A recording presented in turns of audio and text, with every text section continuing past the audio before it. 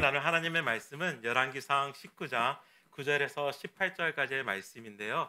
저희들이 엘리야의 이야기가 계속 되고 있음을 좀 말씀드리고 싶어요.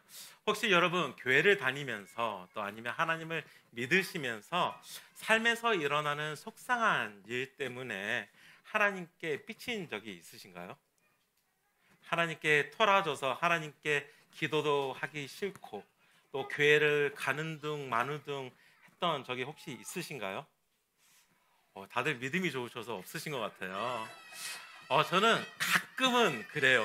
매주일은 안 그렇고 가끔 그런 마음이 들 때가 있는데 제가 한번 제자반에서 말씀드렸는데 그것이 사실 이렇게 그게 처했을 때가 있었습니다. 제가 고등학생 때였고요. 크리스마스 날이었어요. 크리스마스를 맞이해서 이제 교육부서에서 크리스마스 파티를 가지게 되었습니다. 파티니까 즐거운 시간이었죠. 그리고 저는 그 시간에도 지금도 가끔씩 그러는데 레크레이션을 맡았어요. 그래서 뭐 며칠 동안 아이들과 함께 친구들과 함께 놀 그런 이제 놀이들을 막 준비하면서 준비물도 다 준비를 했는데 이제 드디어 이 레크레이션 시간이 딱 왔습니다. 근데 이 레크레이션 시간이 식사 이후의 시간이었어요. 딱 시간이 되었는데 저 혼자 딱 그 방에 있는 거예요. 살짝 이렇게 화가 밑에서 딱 올라왔죠. 그래도 웃으면서 식당에 가서 자, 우리 레크레이션 곧 시작하니까 다 우리 함께 올라가자라고 아주 따뜻하게, 저도 평소 따뜻하게 이야기하잖아요. 가면을 쓰고 따뜻하게 이야기를 했습니다.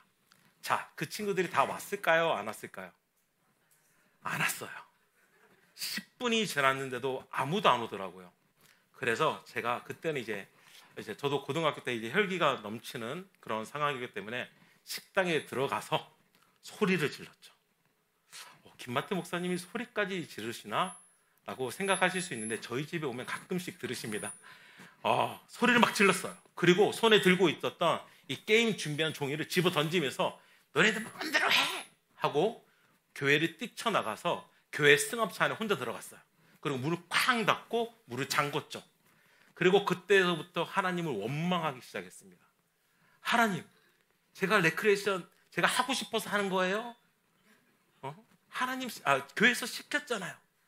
그래서 이 날을 재밌게 하려고 제가 준비했잖아요. 지금은 이렇게 웃으면서 얘기할 수 있는데 지금은 그때는 울면서 중간중간에 놀라지 마십시오. 욕도 하면서 하나님 삐 하면서 제가 진짜 하나님을 원망할 때가 있었습니다. 그리고 그 원망하고 나서 이후에 한동안은 하나님에 대한 그 불편한 마음, 그리고 교회 친구들에 대한 그 불편한 마음이 꽤 오래 가더라고요. 오늘 선지자 엘리야의 모습 가운데에 우리는 하나님 앞에 토라진, 삐친 우리 엘리야의 모습을 볼 수 있습니다. 저희들이 읽었던 열왕기상 그 19장 바로 앞장에서는 어떤 일이 있었는지 지난주의 말씀을 통해서 저희들이 알 수 있습니다. 엄청난 영적 전쟁이 있었죠. 그리고 그 전쟁에서 확실하고 분명한 승리가 있었습니다. 바로 하나님을 섬겼던 엘리야 그 한 사람과 바알 아세라 선지자 850명과의 싸움이었죠. 계속 이 피드백이 나서 이걸 끄고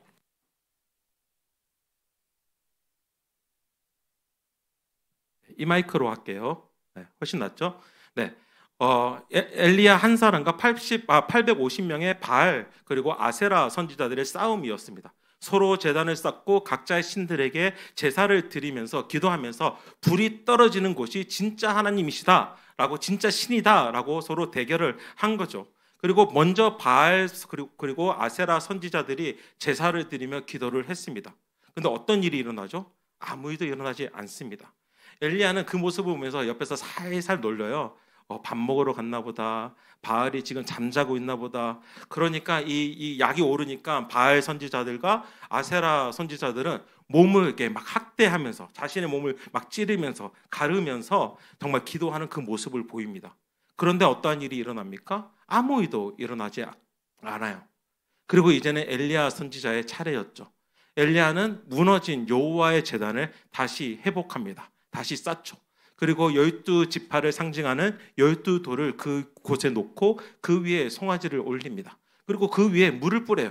아무리 불이 떠도 붙지 않도록. 그런데 어떠한 일이 일어납니까? 엘리야가 기도하는 가운데서 하나님께서 불을 떨어져 주십니다. 하나님의 임재가 시작된 것이죠. 그리고 그 시간 가운데 엘리야는 백성들에게 외치고 바알 아세라 선지자들을 모두 잡아 죽이는 일이 바로 그 상황 가운데 있었던 거예요.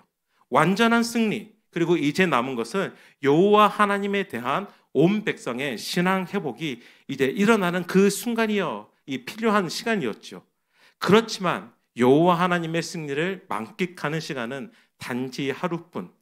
이 이야기가 이세벨 왕후에게 들어가자 이세벨은 내일이면 엘리야가 죽을 것이다 라고 이야기를 하는 그 가운데서 엘리야는 생명을 찾아 도망하는 모습을 보입니다. 분명히 승리의 환성 그리고 승리의 도가니 가운데 있었는데 한순간 생명을 위해 도망치는 자가 된 것이죠. 그리고 그 도망하는 그 가운데 너무나 힘든 가운데 로덴 나무 아래에 쓰러집니다. 그리고 하나님께서 엘리야를 먹이세요.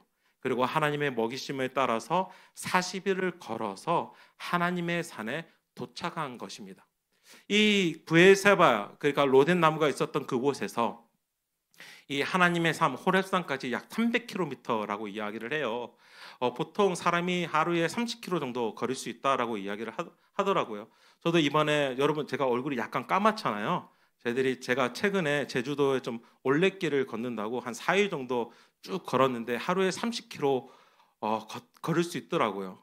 매일 밤 죽을 뻔했지만 제 몸으로 30km 걸을 수 있으니까 보통 30km 걸을 수 있을 것 같아요. 그러면 300km라면 10일이면 갈 수 있는 그 길을 이 엘리야는 40일 주야를 걸려서 도착하게 됩니다. 그 40일 동안 어떤 생각을 했을까요? 여러분 어떤 마음이 있었을까요?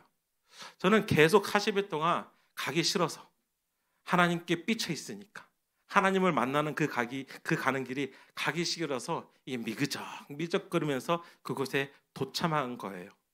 그러니까 엘리야에게는 사실 정말 억울하고 속상한 일이 일어난 거잖아요. 억울한 것은 자신은 하나님의 말씀에 따라서 행한 것뿐인데 그 일로 하여금 자신의 목숨을 앗아가려는 그 일들이 생긴 것이고, 정말 속상한 일은 이제 엄청난 영적 승리가 있었으니 이스라엘 백성은 하나님의 하나님 되심을 사실 보았기 때문에 이제 온 백성이 하나님을 찾고 하나님을 예배하는 일이 생겨야 하는데, 영적 각성이 이제 그 자리에서 일어나는데 하나님을 섬기는 나라로 이제 회복되어야 하는데 이 일이 하루가 되지 않아 사그라졌으니까 얼마나 그 마음이 하겠습니까?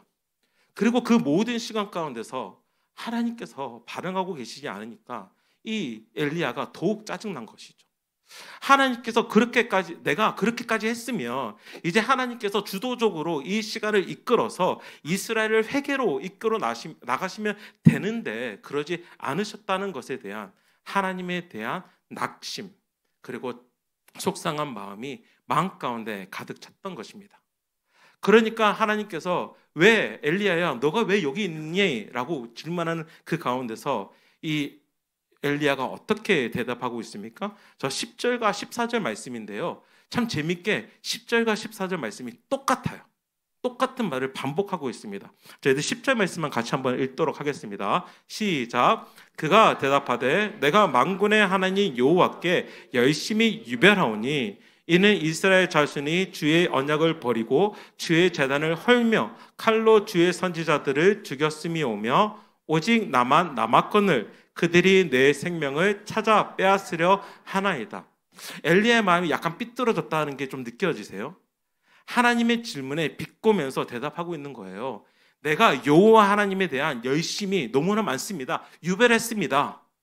그럼에도 불구하고 이러한 일들이 일어나고 있어요. 이스라엘 백성들이 언약을 버리고 제단이 무너지고 또한 그 선지자들을 찾아 죽이고 있는 그 일들이 일어나고 있습니다 라고 하면서 하나님 어떻게 하실래요? 라고 이야기하는 거예요. 또한 동시에 엘리야의 마음이 자신은 목숨을 걸고 이 모든 것을 하였는데 하나님은 그러지 않으셨습니다 라고 이야기하고 있는 것입니다. 어쩌면 하나님께서 엘리야에게 물었던 그 질문, 엘리야야 내가 어찌하여 여기 있느냐라는 질문을 하나님이 아닌 엘리야가 하나님께 하고 싶었던 질문이 아닌가라는 그런 마음도 들었어요. 하나님, 어떻게 해서 왜 거기 계시지 않으셨습니까? 어디 계셨습니까? 라고 따질 수 있는 엘리야의 마음이었다라는 것이죠. 이러한 마음이 엘리야 마음 가운데 가득 차 있습니다. 혹시 여러분의 삶 가운데서 이런 경험을 겪으신 적이 있습니까?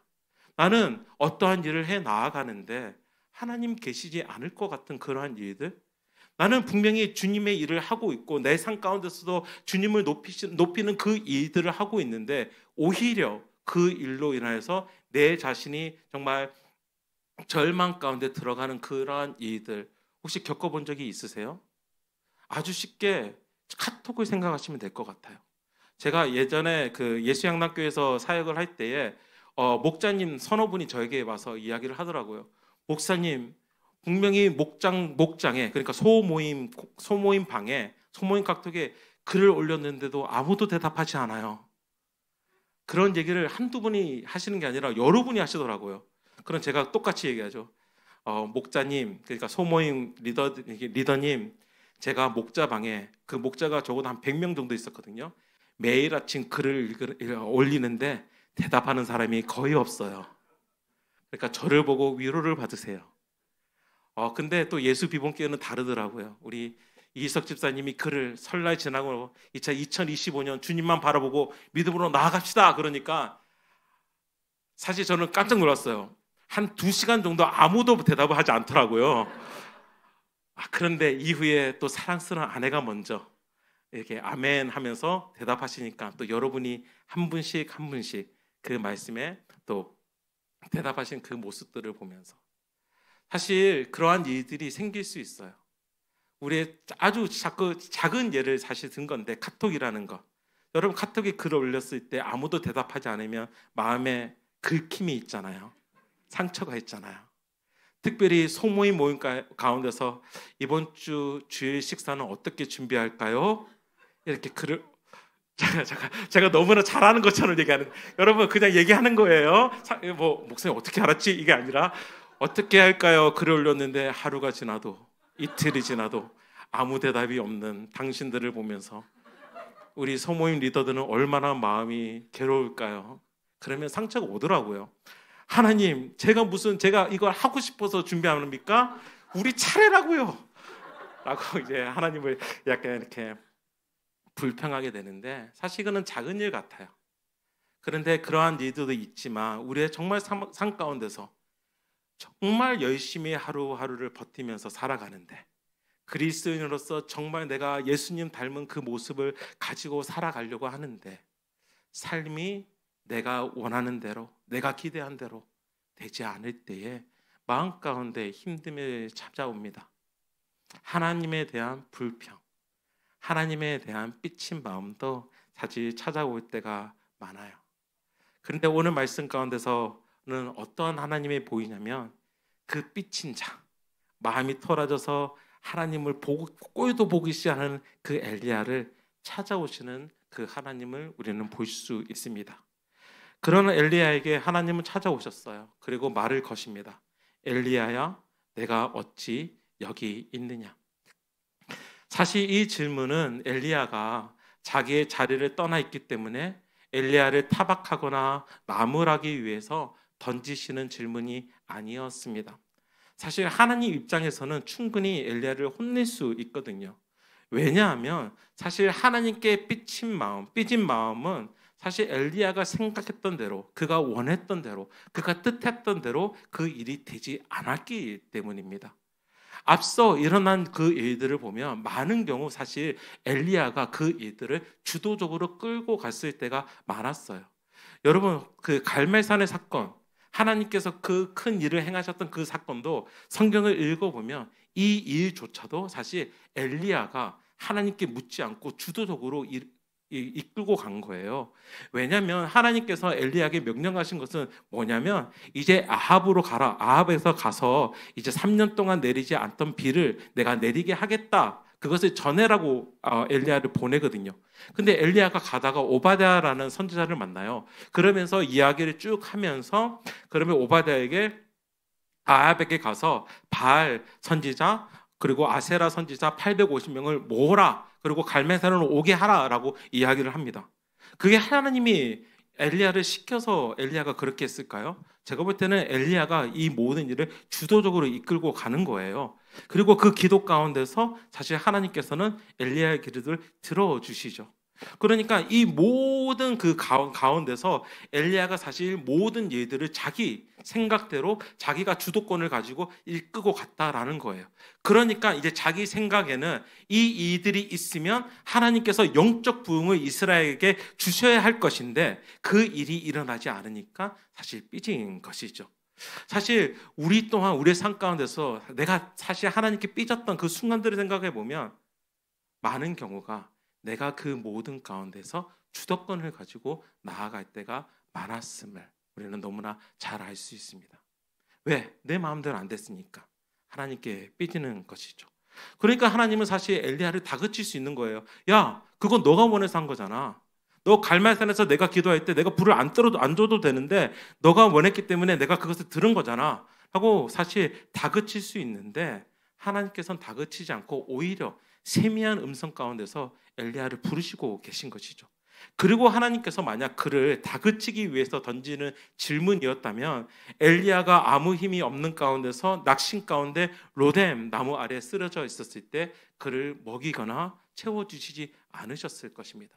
그가 40일 동안 불평하면서 매일 걷는 것조차 힘들어하는 그 가운데에서 그를 인도하지 않으셨을 거예요. 그렇지만 하나님께서는 계속 엘리야를 먹이시고 그의 삶에 함께하고 계셨다라는 것이죠.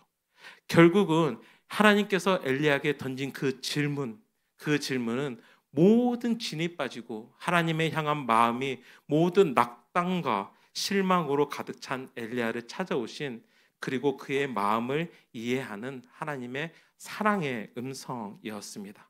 저희들 11절 12절 말씀 같이 한번 읽을까요? 11절 12절 말씀입니다. 시작.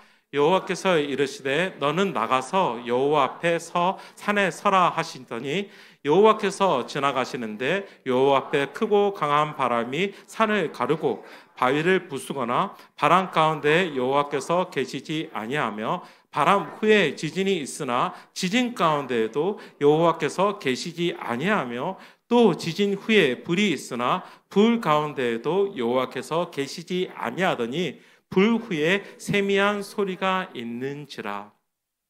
하나님께서 엘리야에게 자신을 나타내는 그 방법은 큰 강한 바람도 아니었고 지진도 아니었고 그리고 불도 아니었습니다. 세미한 소리, 즉 아주 작은 소리로 엘리야에게 다가가십니다. 구약에서 큰 바람, 지진, 불은 하나님의 임재를 다시 나타내는 방법이었어요. 특별히 지금 엘리야가 서 있는 이 장소, 하나님의 산이라고 말씀드렸고 이게 호렙산이었는데 이곳에서 일어난 그 일들을 보면 바로 이 모세가 하나님의 율법을 받은 곳이 이 호렙산이거든요. 신의 산이라고도 하고 호렙산이라고도 하는데 이 산에서 하나님께서 모세를 만나서 이스라엘 백성들 그 가운데서 율법을 주시고 십계명을 주시고 성막을 만드는 그 방법들을 하나님께서 알려주셨어요. 그런데 하나님께서 그때 임하실 때 큰 소리 그리고 땅이 울리는 그 소리로 이스라엘 백성들에게 말씀하시니까 이스라엘 백성들이 두려움 가운데서 우리는 하나님께 갖지 못하니까 모세가 우리를 대표해서 올라가라 라고 이야기를 하거든요. 그러니까 그때는 하나님께서 강한 소리로 이스라엘 백성들에게 말씀을 하셨는데 그 이유는 바로 하나님을 두려워하는 마음을 이스라엘 백성들에게 줌으로써 하나님께서 주시는 그 율법을 따르게 하는데 이유가 있었는데 오늘 말씀 가운데서는 충분히 하나님께서 큰 소리로 그리고 큰 바람 가운데서 불 가운데서 지진 가운데서 말씀하실 수 있는데 오히려 세미한 소리로 엘리야에게 다가가고 계십니다. 결국은 온유하고 개인적이고 친밀하게 엘리야에게 다가가고 계신 것이죠. 그런데 여기서 좀 더 모세에게 나타나신 그 출애굽기에 나타나신 그 하나님과 엘리야에게 나타나신 그 하나님을 좀 더 비교하며 살펴볼 때 우리는 더욱더 하나님의 사랑이 그를 이끌고 계심을 볼 수 있는데 엘리야가 지금 있는 곳 하나님의 산 가운데서 어디라고 저희들이 9절에서 설명하고 있죠? 굴이라고 설명을 해요. 굴 가운데 그가 들어간 거예요. 굴이라고 서 있는데 굴은 다름 아닌 바위와 바위 그 사이 그 틈을 이야기합니다. 그런데 출애굽기 33장에 보면 모세 또한 바위와 바위 사이에 서가지고 하나님의 모습을 본 적이 있습니다. 아까 말씀드렸다와 같이 모세가 하나님께로부터 십계명과 율법을 받았죠. 하나님께서 두 번에 직접 글을 쓰셔서 십계명을 주셨는데 그 주실 때 이스라엘 백성들 가운데서는 어떤 일이 일어나고 있었나요? 혹시 기억하시나요? 이스라엘 백성들이 자신의 장신구 금들을 모아서 금송아지를 만들고 있었어요. 그리고 금송아지를 만들어서 이 송아지가 우리를 애굽에서 이끌어낸 여호와 하나님이다라고 하면서 이 금송아지를 섬기는 그 일들을 벌이고 있었던 것입니다. 그러니까 하나님께서 그것을 보시고 이 백성이 부패하였도다라고 말씀하시면서 내가 이 백성들을 정말 진멸하리라라고 말씀하시는데 그때 모세가 그러면 안 됩니다라고 기도를 하죠. 하나님께서 이 백성을 출애굽하게 하셨는데 만약 이 백성을 다 죽이면 다른 사람들이 하나님을 보고 뭐라고 이야기할 것입니까? 하나님 주님의 영광을 이 세상에 보여주시옵소서라고 이야기하면서 그들을 진멸하지 말라고 부탁을 합니다. 그리고 하나님께서 그 기도를 들으시죠. 그리고 모세는 다시 내려가서 금송아지를 부수고 하나님의 심판을 따라서 3천 명을 죽이는 일을 거행합니다. 그리고 다시 모세가 산 위에 올라가요. 그리고 산 위에 올라갔을 때 하나님 아까 이야기할 때 하나님 우리를 함께 하신다고 하셨잖아요. 그리고 그에 대한 증거를 내게 주십시오라고 하면서 주님의 영광을 내게 보이소서라고 이야기를 합니다. 여기서 말하는 주님의 영광은 하나님의 얼굴을 이야기를 해요. 그러니까 하나님께서 우리와 함께 가신다라고 이야기하셨는데 그 증거로 하나님의 얼굴을 내게 보여주셔요라고 모세는 요청한 것이죠. 그러니까 하나님께서 뭐라고 하시냐면 안 된다. 안 되는 이유가 뭐죠? 하나님께서 자신의 얼굴을 허락하지 않으신 그 이유는 하나님의 거룩하심 때문이었죠. 그리고 거룩하심 앞에서는 죄인은 살 수 없기 때문에 하나님의 얼굴을 본다라는 것은 모세의 죽음을 이야기하는 거기 때문에 하나님께서는 허락하지 않으십니다. 그렇기에 하나님께서는 먼저 모세에게 반석 위에 서라고 말씀하세요. 바위 위에 서라고 말씀하시죠. 그리고 하나님께서 지나가실 때 모세를 바위와 바위 사이, 바위 틈에 숨기시고 하나님의 손으로 그를 덮으십니다. 하나님의 거룩하심을 지키고 또 모세를 살리기 위함이었죠. 그리고 하나님이 지나가고 난 후에 그 손을 거두니까 모세는 하나님의 뒷모습 등을 보게 되는 거예요. 근데 이때 하나님께서 모세에게 뭐라고 말씀하시냐면 출애굽기 33장에 있는 말씀인데 내가 내 모든 선한 것을 내 앞에 지나가게 하고 여호와의 이름을 내 앞에서 선포하리라. 나는 은혜 베풀 자에게 은혜를 베풀고 긍휼히 여길 자에게 긍휼을 베푸느니라라고 말씀하세요. 모세에게 가장 좋은 길로, 가장 선한 길로 내가 너를 인도하겠다라고 이야기를 하면서 나의 이름이 먼저 그 앞을 가겠다라고 말씀하세요. 여호와의 이름은 그냥 단지 이름이 아닙니다. 하나님의 성품, 하나님의 속성을 이야기해요. 그러니까 하나님의 그 모든 것으로 내가 먼저 그 앞서 가겠다라고 이야기를 하고 또한 동시에 내 이름을 걸고 내가 이 모든 것을 책임지겠다라고 말씀하고 계신 거예요. 그리고 은혜 베풀기로 그러나 긍휼 베풀기로 하셨으니까 끝까지 너를 은혜로, 끝까지 너를 긍휼로, 끝까지 이스라엘 백성을 은혜와 긍휼로 그들을 바라보겠다라고 하나님께서 약속하신 것이 바로 이 산에서 모세에게 일어났던 일입니다. 근데 이 일이 지금 누구에게 일어나고 있냐면 엘리야에게 일어나고 있는 것이죠. 혹시 생각해 보십시다. 모세의 상황이 어떤 상황이었죠? 이스라엘 백성들이 금송아지를 만드는 우상 숭배에 있었던 그 순간이었습니다. 근데 엘리야는 지금 어떤 순간이죠? 그 우상 숭배하는 자들을 다 무찔렀지만 계속해서 우상 숭배가 일어나고 있는 그 상황이었다라는 것이죠. 모세가 주의 영광을 내게 보여주옵소서라고 이야기를 했는데 이와 마찬가지로 엘리야도 하나님 도대체 어디에 있습니까? 이러한 모든 일들이 일어날 때 당신은 어디에 있습니까? 라는 그 질문을 마음 가운데 삐지고 있는 그 마음 가운데 들고 있었는데 하나님께서는 오히려 그에게 찾아오셔서 이제 말씀하고 계시죠. 내가 가장 선함으로 내가 은혜로 긍휼로 너에게 임할 것이다 라고 말씀하고 계신 것입니다. 하나님께서는 엘리야에게 모세와 같이 은혜와 긍휼로 대하고 계심을, 또한 그것을 경험하게 하신다라는 것이죠.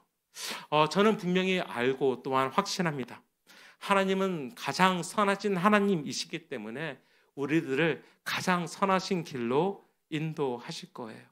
우리가 때로는 삐진 일들, 그러한 일들이 우리를 찾아오고 우리의 삶 가운데서 하나님이 계시지 않는 그러한 시간들이 우리에게 존재할지라도, 그 부재의 시간이 우리에게 있을지라도 걱정하지 마십시오. 그 순간 오히려 하나님께서는 우리와 가장 가까이 계셔서 사랑의 음성으로 우리를 이끌고 계신 거예요. 여러분, 어떠한 순간에나 사랑의 음성, 그 음성 하나만 내가 들을 수 있다면 그 시간을 우리가 함께 걸어 나아갈 수 있습니다. 그렇잖아요. 옆에 있는 사랑하는 사람이 괜찮아, 우리 같이 갈 수 있어. 아내나 남편이 아니면 자녀들이 엄마 힘들 때 괜찮아, 우리 같이 갈 수 있어 라는 그 한마디 때문에 힘이 나잖아요.